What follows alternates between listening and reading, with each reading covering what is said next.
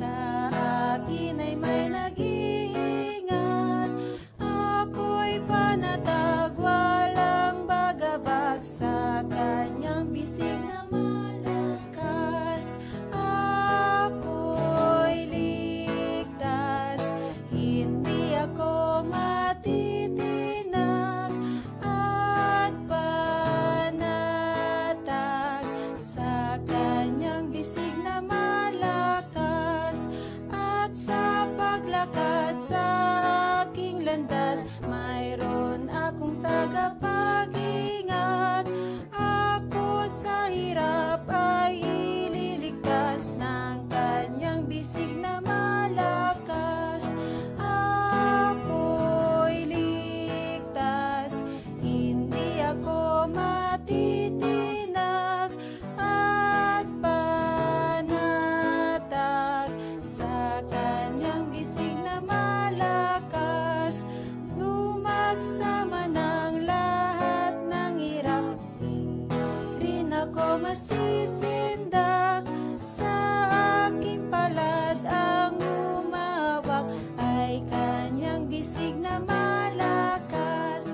Ako'y ligtas, hindi ako matitinag at panatag sa kanyang bisig na malakas.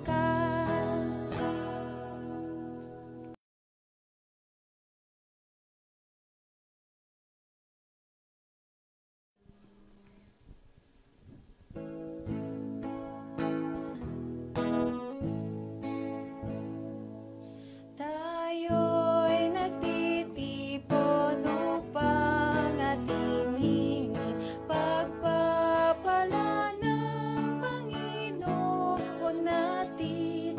Masama'y hindi na umapi sa atin, papuri sa pangalan niya'y awitin. Ang ating Diyos tayo'y pinapatnubayan, pinatatagag niyang kaharian. Kaya nagwawagi sa pakikilaban, ikaw ang Panginoon ay kaakbay. Lahat kami sa'yo, Jesus, nagpupuri. Nawa'y maging sanggalang kang parati. Huwag mong tulutang bayan mo'y maduwag, ngalan mo'y purihin, palayain kami.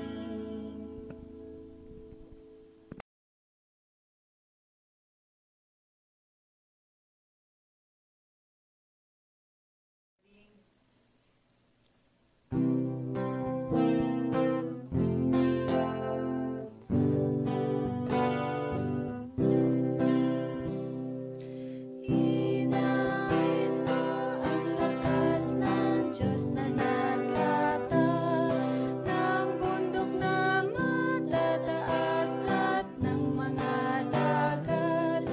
Ang karunungang dakila na siyang nagtakda ng marapat maging gawa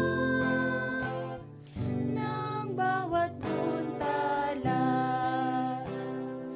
Inawit ko ang awa ng Diyos na dakila, sa ganang nagkakalinga sa kanyang nilikha.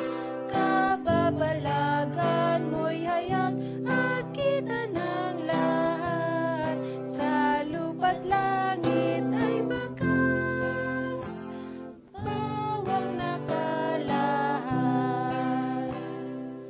Walang alam at bulaklak na di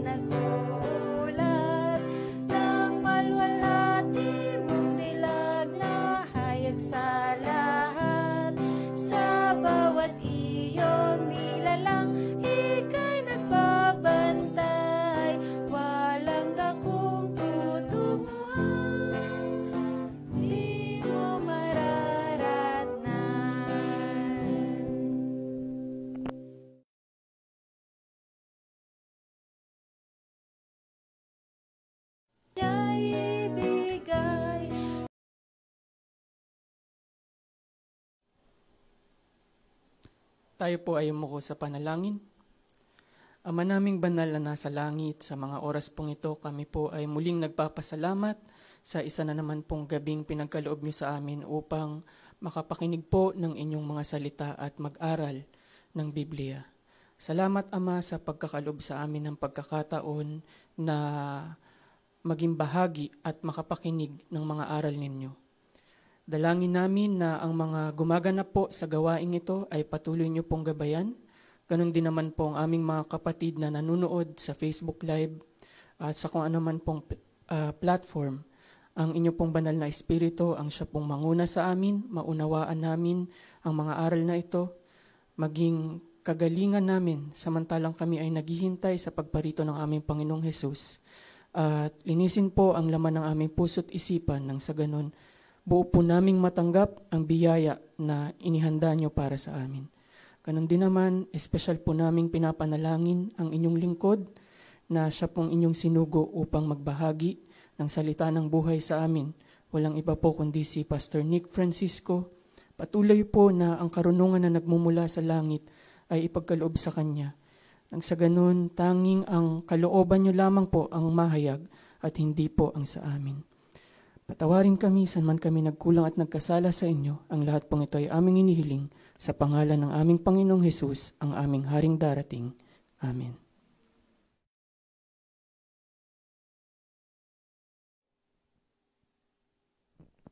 Isang mapagpala at magandang gabi sa inyong lahat, aming mga kapatid, kaibigan, at giliw na mga manonood. Welcome po sa atin pong pang-anim na gabi ng atin pong 2 linggong krusada o pangangaral na may temang Pag-asa kay Kristo. Kasama po ang ating pastor na si Pastor Nick Francisco.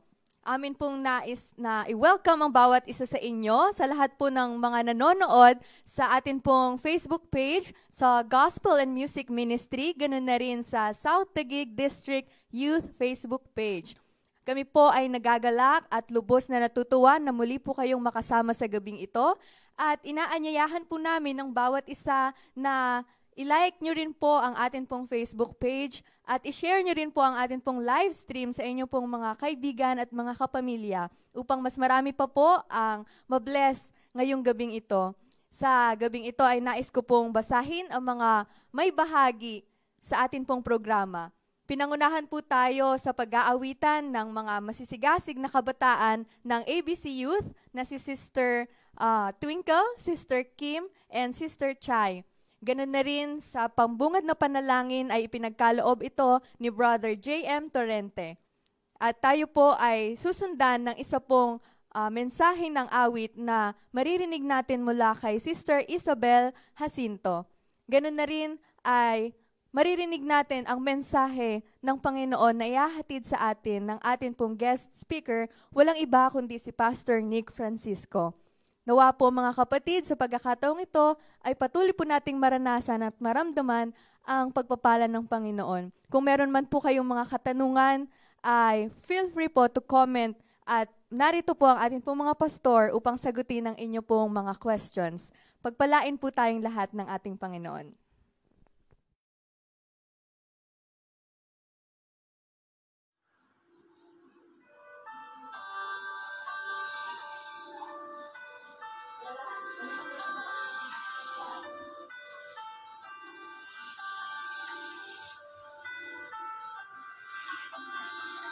There is a candle in every soul, some brightly burning, some dark and cold. There is a spirit who brings the fire, ignites a candle, and make his home. Carry your candle, run to the darkness, seek out the hopeless, confused and torn. Hold out your candle for all to see it. Take your candle, go light your world. Take your candle, light your world. Frustrated brother, see how he's tried to light his own candle some other way. See now your sister, she's been robbed and lied to, still holds a candle without a flame. Carry your candle, run to the darkness, seek out the lonely, the tired and worn. Hold out your candle for all to see it. Take your candle, go light your world. Take your candle, go light your world.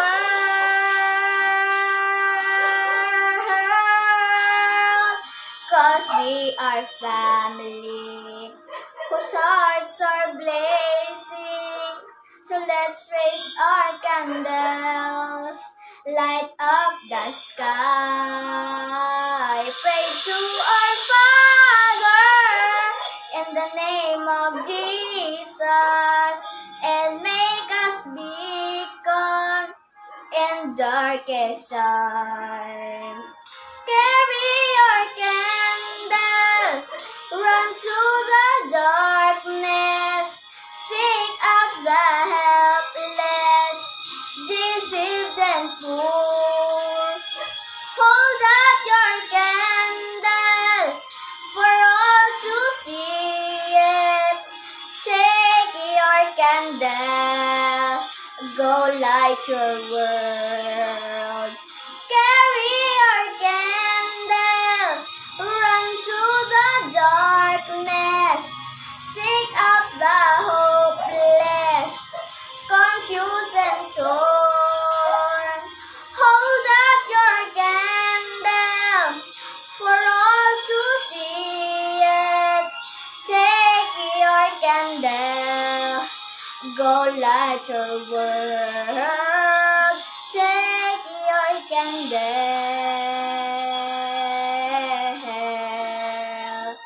go light your world.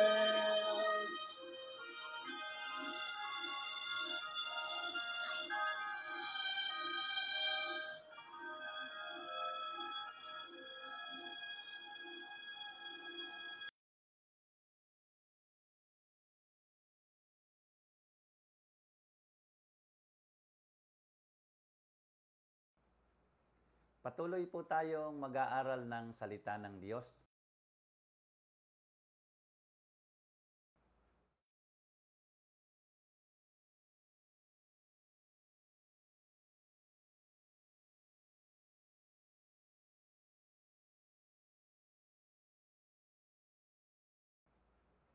Patuloy po tayong mag-aaral ng salita ng Diyos. Pasalamatan natin ang mga coordinator, mga care group leader, at mga facilitator ng Bible study na ito upang ito ay maging posible na ang pangangaral ng salita ng Diyos ay makarating sa ating mga kaibigan. At ang atin pong paksa sa oras na ito ay tungkol sa pagparito ng Panginoon, at ito ay particular sa mga palatandaan o mga pangyayaring mangyayari bago dumating ang ating Panginoong Hesus. Tayo po'y manalangin sandali. Mapagpalang Diyos sa kalangitan, patuloy naming hinihingi ang iyong gabay at patnubay, pagpapala, aming maging karanasan sa sandali ng mga pag-aaral na ito upang patuloy naming maunawaan at maliwanagan ang iyong banal na panukala sa sanglibutang ito, at kami ay maging handa sa malapit ng pagdating ng aming tagapagligtas. At ang pag-asang ito kay Kristo ay maghari sa aming mga puso. Alang-alang pong lahat sa pangalan ng aming Panginoong Hesus. Amen. Sa pag-aaral po natin sa sandaling ito, narito ang mga palatandaan ng pagparito ng ating Panginoon. Ito po ay ating isa-isahin. Ito naman ay mga pangkaraniwan lamang na inyong nakikita sa ating mga kapaligiran. Ang mga kadahilan ng ito na ito'y sinabi ng Panginoon upang sa ating mga paglalakbay ay makita natin ang mga palatandaan na malapit na tayong makarating sa ating patutunguhan at ito ay ang pagtatapos ng sanglibutang ito. Sa aklat ng Mateo 24 po ang ating paboritong chapter sa pag-aaral na ito. Matthew 24:3. At samantalang siya'y nakaupo sa bundok ng mga olibo, ay nagsilapit sa kaniya ng bukod ang mga alagad na nagsisipagsabi, sabihin mo sa amin kailan mangyayari ang mga bagay na ito at ano ang magiging tanda ng iyong pagparito at ng katapusan ng sanglibutan. Ang katapusan ng sanglibutan ay tanong na lumitaw sa mga labi ng mga alagad. Kaya nga ibig sabihin, doon sa kanilang kapanahunan at sa atin ngayon, mayroon tayong idea o kaisipan na ang sanglibutang ito ay wawakasan. At ang kanilang tanong ay kailan mangyayari ang mga bagay na ito. Ang ating Panginoon ay sumagot sa Matthew 24:36. Matthew 24:36, ngunit tungkol sa araw at oras na yaon, walang makakaalam, kahit ang mga anghel sa langit, kahit ang anak, kundi ang Ama lamang. Yung salitang walang nakakaalam, sa sino mang tao sa ibabaw ng lupa, mangangaral, mga pastor, nagpapaliwanag ng banal na kasulatan, sa oras na mayroong magbigay ng araw, petsa o taon ng pagparito ng Panginoon, natitiyak natin na sila ay nagkakamali, sapagkat ang Panginoon ang nagsabi, walang nakakaalam. Subalit doon sa unang talata ng Matthew 24:3, mayroon doong katanungan ng mga alagad, ano ang magiging tanda ng iyong pagparito? Para ba tayong pupunta ng Baguio? Kapag tayo'y nakarating na ng La Union, ang ibig sabihin ay malapit na. Kapag tayo naman ay nasa ibabaw na ng Cannon Road o kaya ng Marcos Highway, ay alam natin na iyon na ang lugar ng Baguio. Ganyan ang pagdating ng ating Panginoon. At sa Matthew 24:6 ay nagsabi dito ng mga palatandaan ng ating Panginoon. 24:6 ng Mateo. At mga kakarinig kayo ng mga digmaan at mga alingaungaw ng mga digmaan, ingatan ninyo na huwag kayong magulumihanan. Sapagkat kinakailangang ito'y mangyari, dadapwat hindi pa ang wakas. Ang binanggit dito ay mga lindol, mga digmaan, mga alingaungaw ng mga digmaan, at ito ay magdudulot ng takot sa mga tao. Yan po ay pangkaraniwan na lamang ngayon sa ating mga balita. Ito ang gutom at saka ang lindol. Sapagkat magsisitindig ang bansa laban sa bansa, kagaya ng nabasa natin kanina, at ang kaharian laban sa kaharian, at magkakagutom at lilindol sa iba't ibang dako. Matthew 24:7. Ito pong mga digmaan, mga giyera, pangkaraniwan na lang po ito na nangyayari sa mga bansa. At maging sa Pilipinas mismo, sa sarili nating bansa, sa Pilipino, kapwa Pilipino, nagkakapatayan, nagkakaroon ng digmaan. At magkakaroon ng gutom. Itong mga kagutom na ito ay pangkaraniwan na po. Marami ng mga bansa ang nakakaranas ng matinding gutom.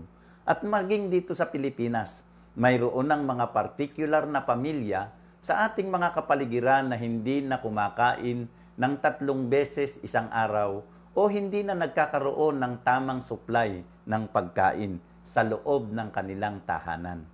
At magkakaroon ng lindol sa iba't ibang dako. Ang balita po ng lindol at pangyayari ng lindol ay pangkaraniwan na lamang sa mga balitang inihahatid sa atin.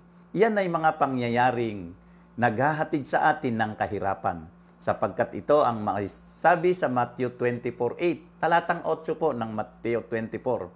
Dadapwat ang lahat ng mga bagay na ito ay siyang pasimula ng kahirapan. Kung titingnan po natin na ang ating mga tao ay mayayaman, ang mga bansa ay nagsisiyaman, gumagara ang mga sasakyan, gumagara ang mga technologies, pero ang sabi po ng kasulatan, ito'y pasimula ng kahirapan. Kaya ang buhay po natin ay pahirap ng pahirap hanggang sa dumating ang Panginoon. Kaya nga ang ating pag-asa ay na kay Kristo.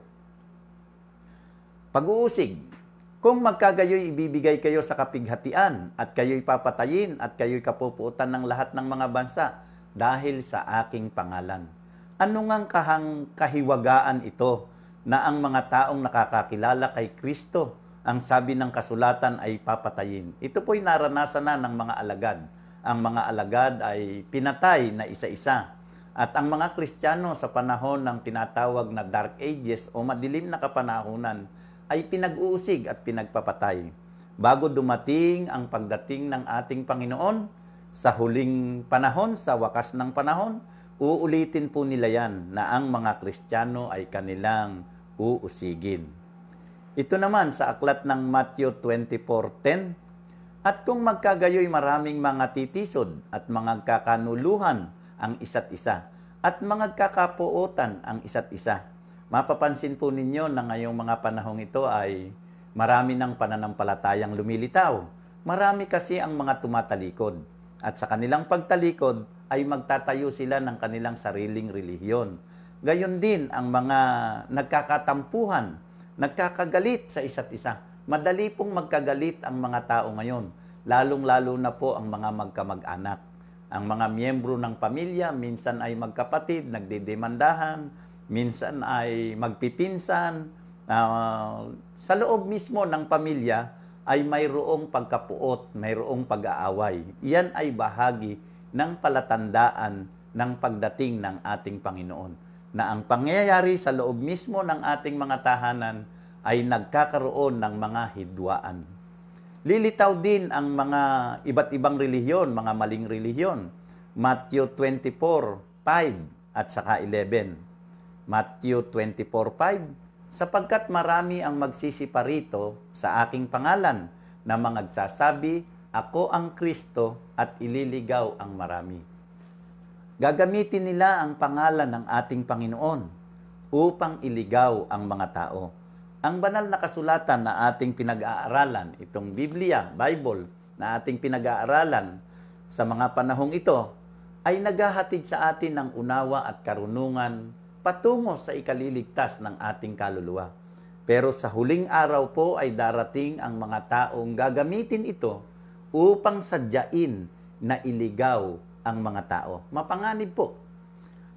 24:11. At magsisibangon ang maraming bulaang propeta at kanilang ililigaw ang marami. Yan po ay mga pangyayaring mangyayari sa huling panahon na mayroong mga mangangaral na sadyang ililigaw ang mga tao. Malamig na pag-ibig sa loob ng pamilya. Mangyayari kaya ito? Matthew 24:12. At dahil sa pagsagana ng katampalasanan, ang pag-ibig ng marami ay lalamig. Kaya huwag po kayong magtaka na ngayong mga panahong ito ay maraming mga separated, maraming mga broken homes, maraming mga ulila, maraming mga abandoned child. Ito po ay dahil sa pagsagana ng kasamaan. Mapapansin din po ninyo na sa kasaganaan ng kasamaan ay mayroong tinatawag na street violence.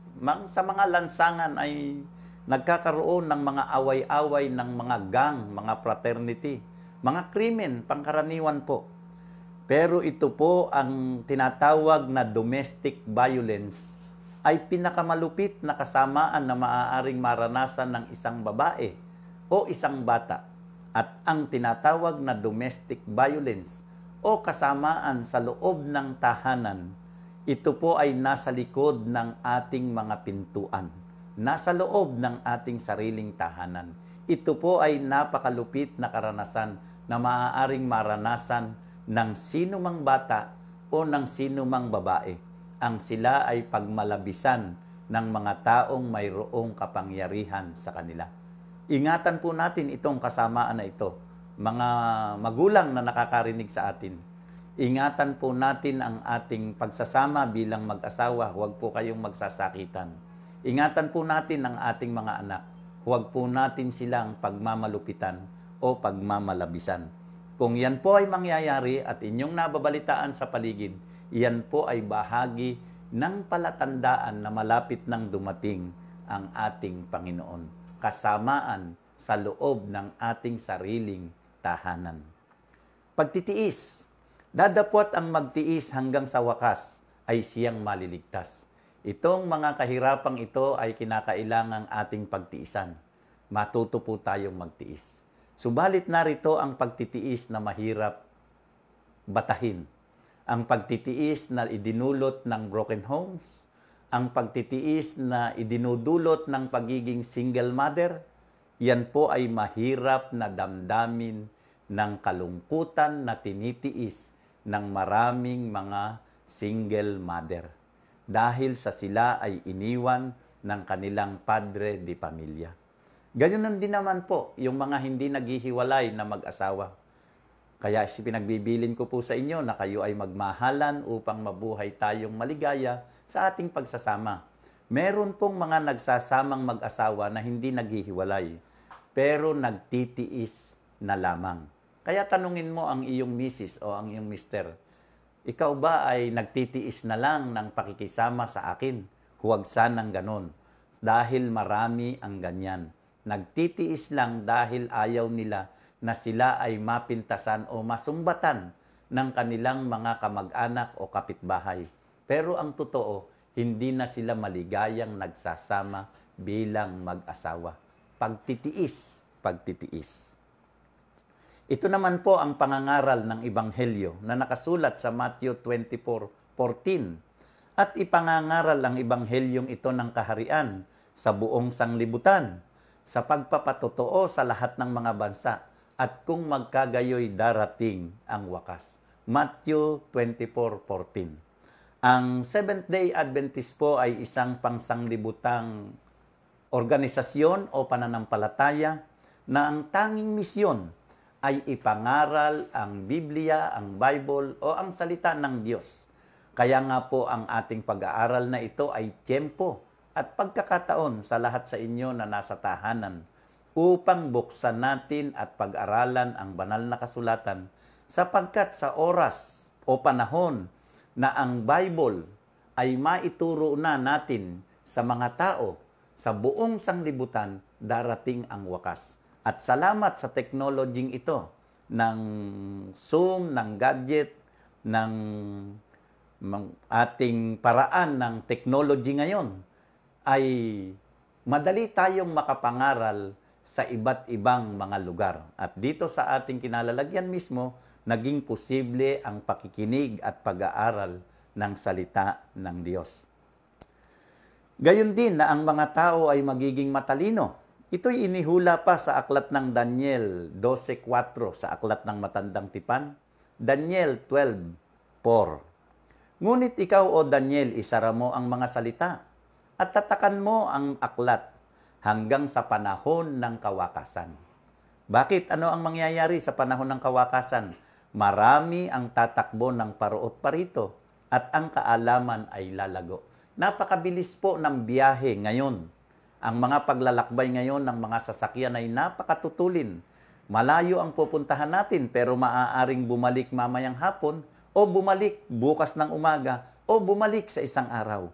Ang paglalakbay po ngayon ay napakabilis at ang kaalaman ay lalago. Ito pong technology natin na panahon na ito ng communication, ng mga signal, ito ay napakagagaling na mga technology. Hindi natin akalain na pakikinabangan natin ngayon. Pero ito pong mga pangyayaring ito ay naghahayag ng karunungan at katalinuhan ng tao. Pero hindi ibig sabihin ay libre tayo sa mga pagsubok at kahirapan. Ang mga karunungan ito minsan ay nagbubunsod sa atin sa ikabubuti, minsan ay nagbubunsod din sa ikakapariwara. Ano naman ang ugali ng mga tao na ating babantayan? Ito'y nakasulat sa aklat ng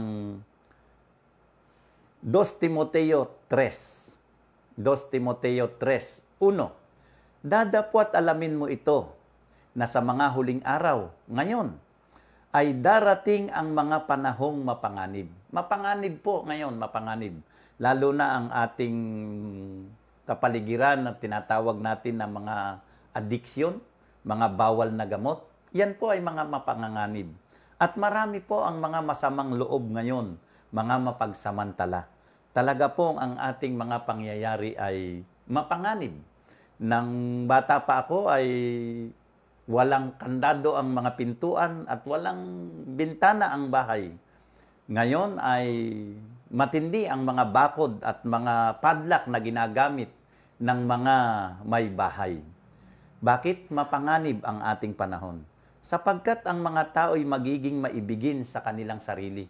Selfish po, selfish, baka sarili. Kung minsan ang mga tao ay madamot sa kaniyang sariling asawa, minsan ang mga magulang ay madamot sa sariling mga anak, at ang mga anak ay madamot din para sa kanilang mga magulang. Maibigin sa salapi, yan na nga po. Ang materialismo po ang mga tao ngayon. Puro pera, puro pera, puro pera. Mayayabang, mga mapagmalaki, mapagtungayaw, masuwayin sa mga magulang. O yan na naman po ang tungkol sa pamilya. Ito po ay mga katanungan. Bakit nung araw, anong ang anak ko, mga bata pa, maliliit pa, mababait?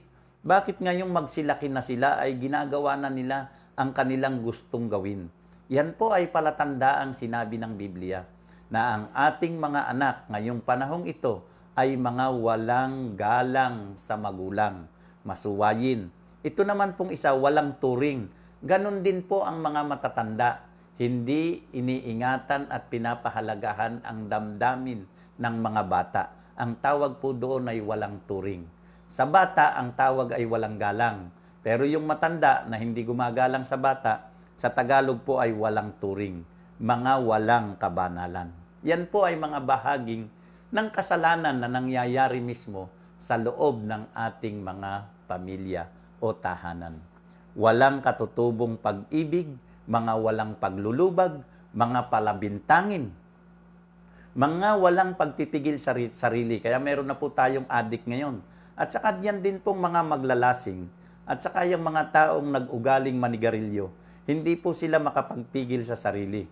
Mga mabangis, masusungit po ang mga tao, mga matatapang.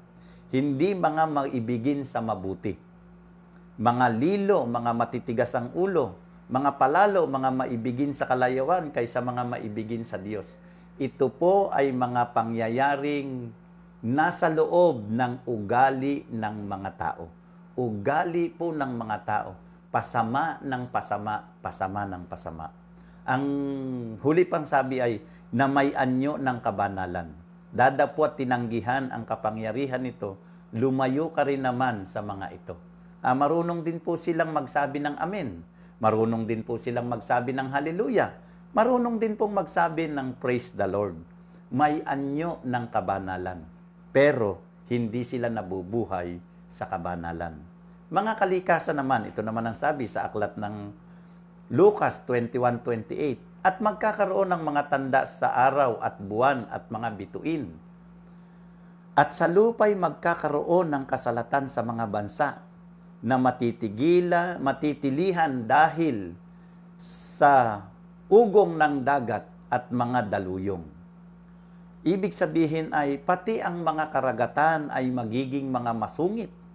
Pati ang mga kalikasan ay magbibigay ng sinyales, mga daluyong, mga ugong ng dagat. Ito po ay nagbubunsod ng takot sa ating mga tao. Itong kalikasang ito ay nagiging masungit. Kaya madalas po ang mga paglindol, madalas ang mga bagyo, madalas ang mga tidal wave. Iyan po ay bahagi na ng ating kapanahunan. Itong tanda sa araw, sa buwan at sa mga bituin. Ang kalikasan po ng kalangitan ay nagpapakita, nagbabadya na ang ating sanglibutang ito ay hindi na magtatagal at malapit ng wakasan. Sa ganitong mga pangyayari, ay aking inihahatid ang inyong isipan na tayo ay palaging maging handa sa pagdating ng ating Panginoon. Kaya itong kalikasan po natin ay mayroong tinatawag na global warming. Kapag ka mainit ay napakainit at kapag malamig ay napakalamig. Kapag walang ulan ay tuyot, walang ulan, may El Nino, may La Nina. Pag umulan naman ay ulan ng ulan at baha ng baha. Yan po ay mga imbalance ng ating kalikasan. Na anupat dati kapag umulan ay pagpapala, sa tawag natin ay ulan ng pagpapala. Subalit ngayon po kapag kakaumulan ang tawag ay acid rain. Ito ay nagdudulot ng pagkalanta o pagkasira ng ating mga tanim na halaman. Mga tanda sa paligid ng kalikasan. Sa atin pong mga tahanan, sa ating mga pamilya, sa ugali ng mga tao, sa lahat ng ating mga napagmamasdang mga pangyayari, sa ibabaw ng sanglibutan ito, unti-unti po nating mauunawaan na malapit nang dumating ang ating Panginoon. Aklat ng Lucas 21:26. Magsisipang lupaypay ang mga tao dahil sa takot at dahil sa paghihintay ng mga bagay na darating sa ibabaw ng sanlibutan, sapagkat mangangatal ang mga kapangyarihan sa mga langit. Ang mga pangyayari po ngayon ay babala ng takot. Babala ng takot. Para bang palagi tayong nagtatanong, ano na kaya ang kalagayan natin ngayon? Ano na ang magiging kalagayan natin sa mga susunod na araw? Hanggang kailan tayo magiging ganito? Ano kaya ang mangyayari sa susunod na taon? Saan kaya pupunta ang kwento ng mga pangyayari sa buhay na ito?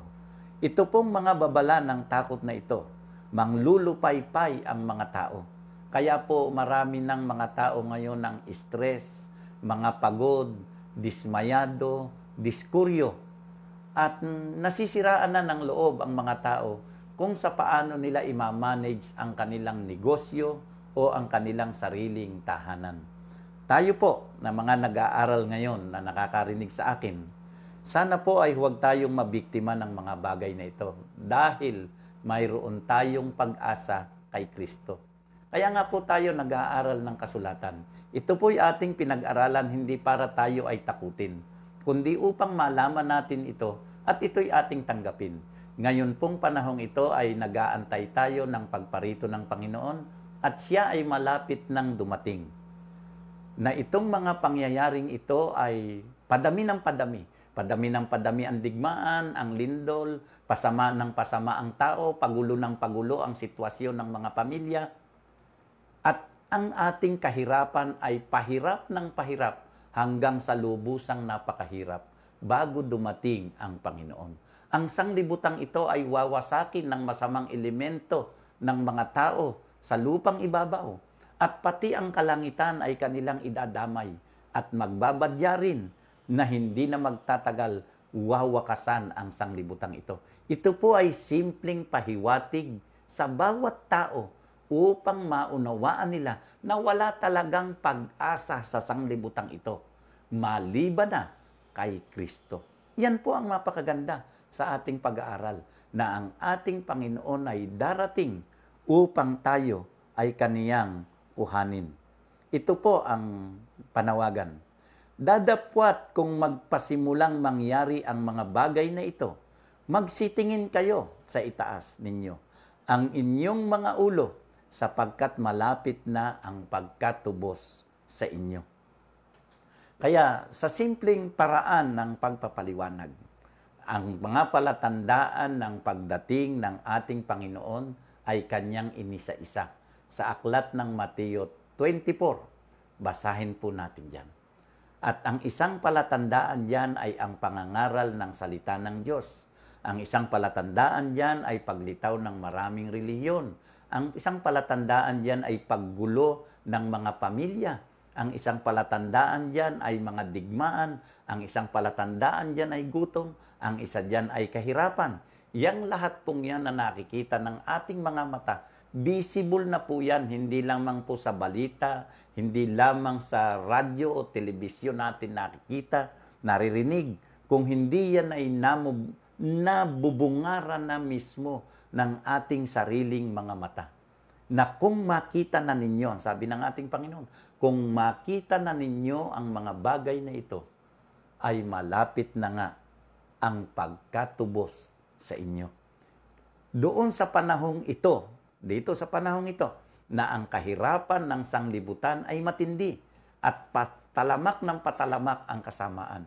Tayo naman ay lalo nating idinidiin na ang ating tanging pag-asa ay si Kristo.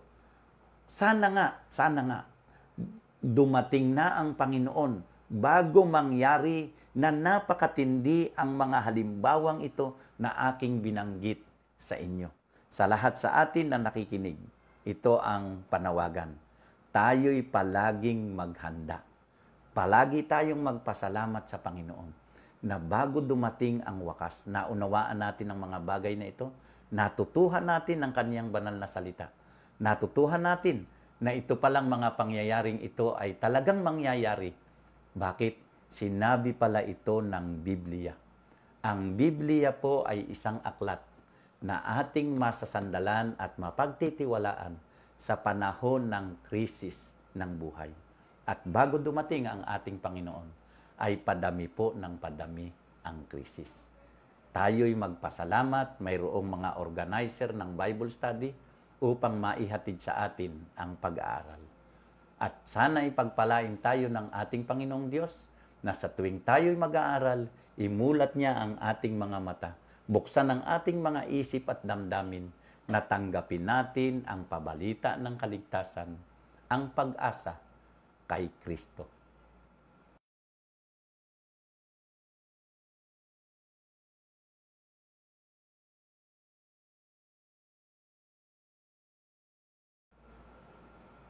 Tayo po ay manalangin. Maraming salamat pong muli, Diyos naming dakila at makapangyarihan sa lahat. Sa isang simple at payak na pag-aaral na kagaya nito, ay narinig namin ay isa-isa ang mga palatandaang maaaring mangyari sa ibabaw ng sanglibutan bago dumating ang aming Diyos, ang aming tagapagligtas, upang kami ay dalhin sa kalangitan. Opo, ikaw na aming Diyos na gumagabay, pumapatnubay at umaakay sa bawat isa sa amin, iligtas mo po kami sa lahat ng mga nakaambang ito ng panganib, mga kasamaan sa loob ng tahanan, kasamaan sa mga paligid-ligid, gayon din ang kasamaan ng mga karamdaman o mga kalamidad. Iligtas mo po kami, Panginoon. Patuloy po kaming maglilingkod sa iyo at magtatapat habang kami nabubuhay. Alang-alang pong lahat sa matamis na pangalan ng aming Panginoong Hesus. Amen.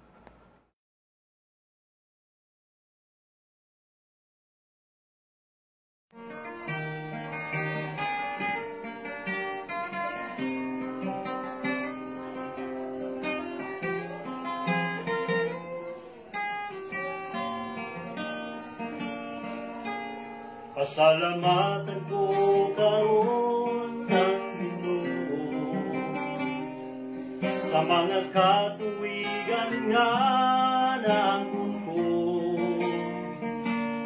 Upisan pa sa akong mga kasaypanan, gihati man niya ko giapingan.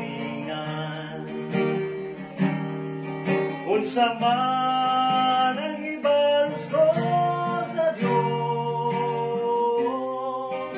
mga kayuhan nga naangkon ko,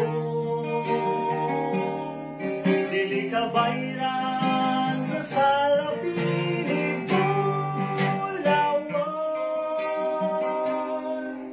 Ang kinabuhi ko, ihalad ko kanimo. Naganap na unta ko kahulog, apan gisapnay mo ako, o Ginoo. Pinaagi sa gugma mo ay paglubad, sa kagulanan mo lilipay mo ako. Unsa man ang ibalos ko sa Diyos, sa mga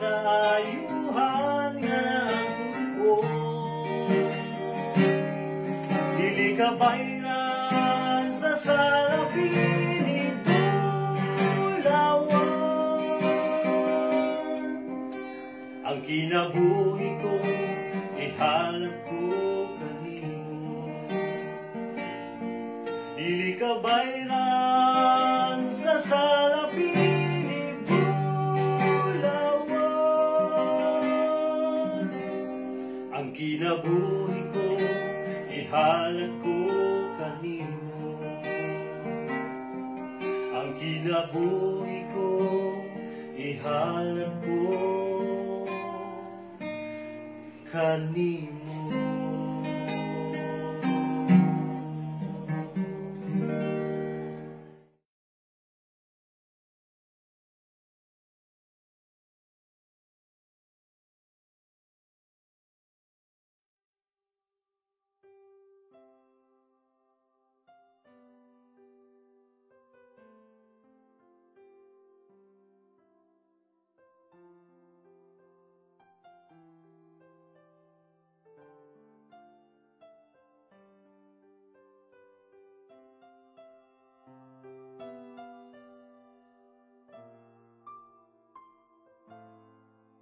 Beautiful. Blessed are you who have created the heavens and the earth.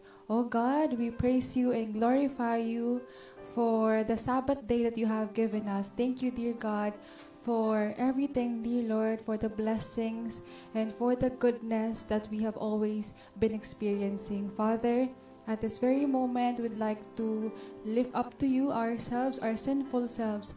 May you please be with us. Help us, dear Lord, to always abide in you. Lord, please cleanse us from all our unrighteousness, that we may be worthy to come before you.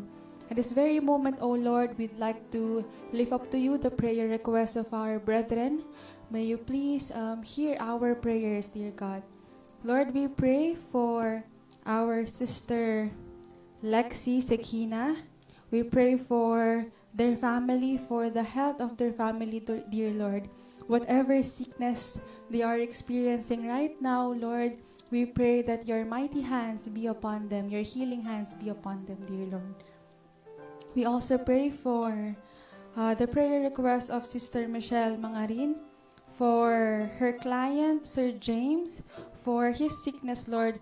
We may not know what he is experiencing right now, dear God, but we know that you know clearly, dear Lord, whatever it is that he is suffering from right now. So we pray, dear Lord, for your healing hands to be upon this brother of ours.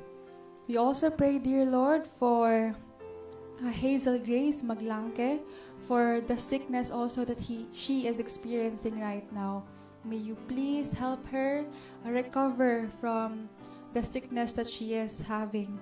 We also pray, Lord, for the Bible interest of the church where Brother Dodoy is right now. Lord, we pray that your guidance and your loving hands be upon this person, these people, dear Lord, who are studying your words. May you help them, Lord, to know more about you, to thirst for the truth, to always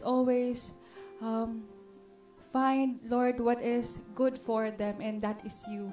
Lord, we pray for your guidance to these people.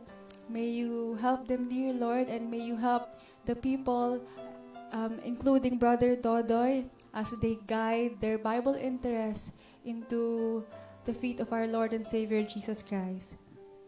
We also pray for the Bible students, Jelan Moralde, Aldrin Ewayan, John Botardo, Jinky Cabaya, Yolanda de la Cruz, and Winona Talidano, and Darwin Dolot. Lord, we pray for these individuals.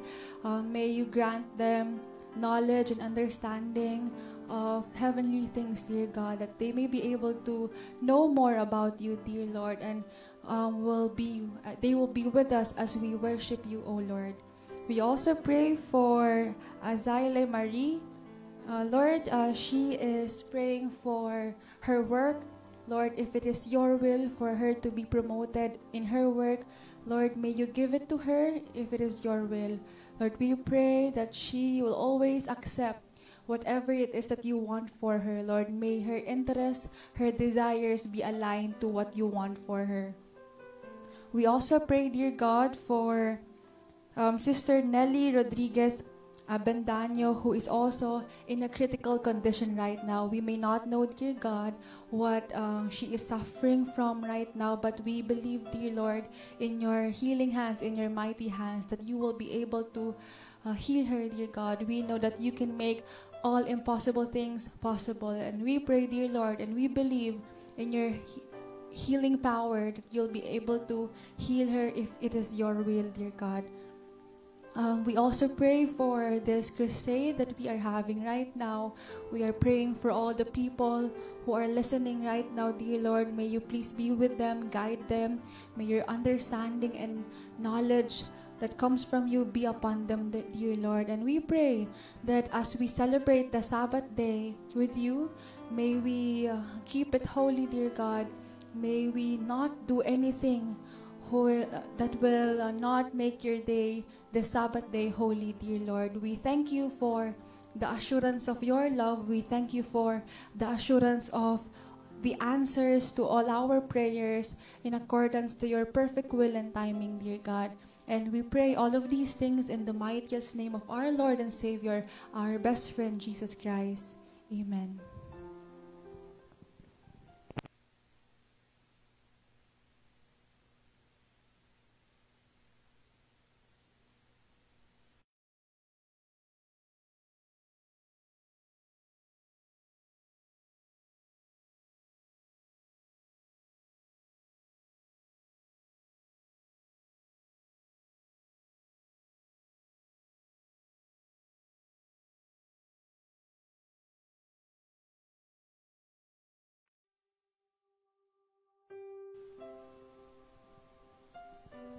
Ayan, magandang gabi po mga kapatid. Maraming salamat po kay Pastor Nick sa mensahe po na ating pong napakinggan, sa lesson po na ating pong napakinggan ngayong gabi po na ito. At nagpapasalamat din po tayo kay Brother Rafi Andriano sa kanya pong inawit po kanina. At ganoon din po sa panalangin na pinagkaloob po sa atin ni Sister Cherry Silapan. Ayan. Ngayon po mga kapatid, amin pong binabati ang lahat po ng mga taga-subaybay, mga nanonood at ating pong mga kapatid, mga kaibigan sa Gospel and Music Ministry. Gayon din po sa South Taguig District Youth. Yan. Sige, sa GMM muna po tayo. Gospel and Music Ministry. Yan, binabati po natin ang ating pong palaging taga-subaybay. Ito po si Sister po ba? Yan, si MC Tibor. Palagi po yan nanonood. Si Ma'am Shinene Alinsod Dichoso. Si Daniela May Acob Domingo. Yan. Happy Sabbath po sa inyo lahat. Kay Grace Ann Bernardino Zamora. Edna Hachero Sardinia. June Sakay, Norma Dawasen. Kakaiba yung pangalan ni Sister. Ganda. Sister Ofelia Vinguanovda. Si Nesita Catolico. Perez Angel James. Darwin Intud. Ayan. Si Sister Ingrid Mutok Lapenya. Nelson Ragonton. Grace Ann. Naulit na pala. Zamora, yan. Si Del Montañez, Helen Ocol Olalo. Ito rin po, babatiin din po natin yung mga taga-subaybay po natin, mga kapatid, mga kaibigan dito po sa South Taguig District Youth. Si Brother Journey, San Jose Duarte, Luz Biminda Alida Tacoge, yan, si Hershey Dayok Palatao. Ayan, ang ating pong District Pastor na si Pastor Jojo Salaba. Ayan, napaksipag na pastor po namin dito sa South Taguig. Si Julieta Panganiban, Mindalingo, Dodoy Janayon, si Brother Edelbert, yan po. Evaneline Balboa, si Chito Jamila, si Pearl Dayok, Elina Daray, Jenaline B. Ramos, Mindalingo, Andaya Maglangke. Napakarami po nila. Yan. Maraming salamat po mga kapatid, sa mga kaibigan po natin na nanonood. Patuloy niyo pong subaybayan ang crusade po na ginagawa po natin hanggang kailan ba to, Sister Cherry? July 17. Ayan. Patuloy po kayong manood mga kapatid dahil marami po tayong matutunan sa mga mensahe na pinapagkaloob sa atin ni Pastor Nick Francisco. Ayan, ngayon po mga kapatid, ngayong gabi ay wala po tayong Bible quiz ngayon. Pero meron po tayong Bible quiz bukas. Ayan. Pero samahan niyo po kami mga kapatid. Bukas, magkita-kita po ulit tayo. At sa susunod po ng mga gabi pa. Alas 7 po ang simula ng ating crusade. Ayan, maraming salamat po ulit sa lahat po ng mga taga-subaybay, mga nanunood, at mga nag-share. Yan. Naway lahat po ay mag-share para po marami po ang makaalam ng pag-ibig ng ating dakilang Diyos. Ayan, maraming salamat po. Happy Sabbath po sa inyo lahat mga kapatid.